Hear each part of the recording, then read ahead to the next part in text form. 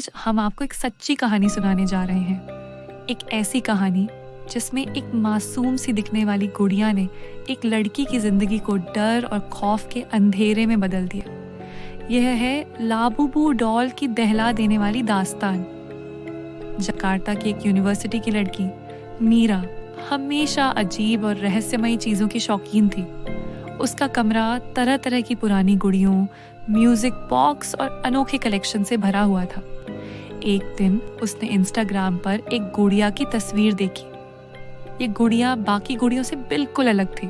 छोटी सी नुकीले दांतों वाली, बड़ी बड़ी आंखें और ऐसी मुस्कान जो दिल को बेचैन कर दे। उसका नाम था लाबुबू डॉल।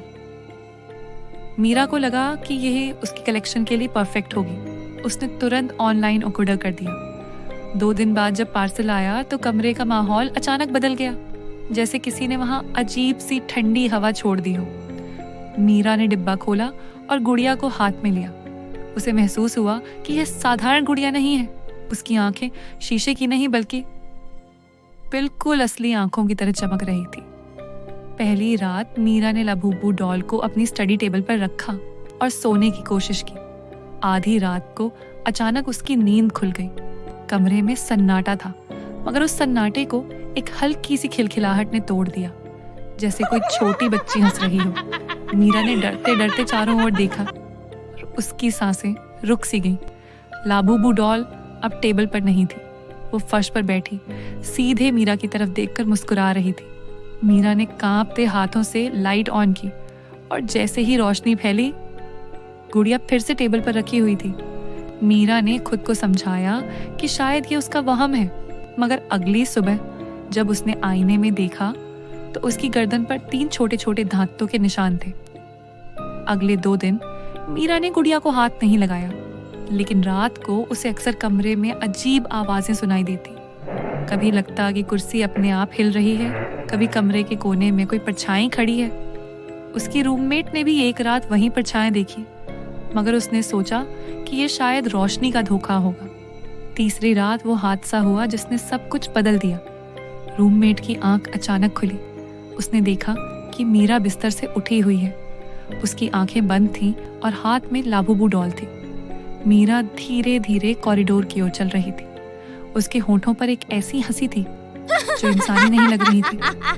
रूममेट डर के मारे वार्डन को बुलाने गई और जब दोनों वापस लौटे तो नज़ारा देखकर उनके होश उड़ गए। मीरा कमरे के फर्श पर बेहोश पड़ी थी। उसकी आंखों से खून टपक रहा था और लाबुबू डॉल उसके सीने पर बैठी थी। उसकी आंखें लाल चमक रही थीं और दांतों पर खून लगा हुआ था, जैसे उसने अपनी शिकार पूरी कर ली हो। मीरा को तुरंत अस्पताल ले जाया गया। शरीर से वो बच तो गई, लेकिन उसका दिमाग टूट चुका था। अब वो एक मेंटल हॉस्पिटल में है। डॉक्टर कहते हैं कि वो सिर्फ एक ही लाइन बार बार दोहराती है, लाबुबू मुझे कभी अकेला नहीं छोड़ता। लेकिन असली डर तो तब शुरू हुआ जब हॉस्टल स्टाफ ने लाबुबू डॉल को फेंकने की कोशिश की। उन्होंने उसे कचरे के डिब्बे में डाल दिया, मगर अगली सुबह वो गुड़िया फिर से कमरे के अंदर कुर्सी पर रखी हुई थी। उसकी मुस्कान पहले से भी ज्यादा शैतानी लग रही थी। अब हॉस्टल में ये कहानी सबके बीच फैल चुकी है।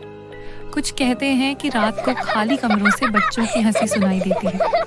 कुछ का दावा है कि उन्होंने कॉरिडोर में लाबुबू डॉल को चलते हुए देखा है। आज भी लाबुबू डॉल हॉस्पिटल के स्टोर रूम में बंद है, मगर वहाँ के गार्ड मानते हैं कि अक्सर रात में उस कमरे से खिलखिलाहट और फुसफुसाहट की आवाजें आती हैं, जैसे कोई इंतजार कर रहा हो अपने अगले शिकार का।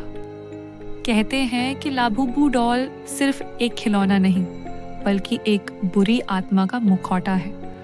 और अगर ये कभी आपके पास आ जाए तो याद रखिए, उसकी मुस्कान कभी भी मासूम नहीं होती।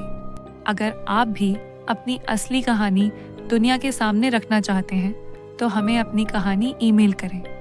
हम आपकी कहानी को आवाज़ देंगे और सबके सामने लाएंगे।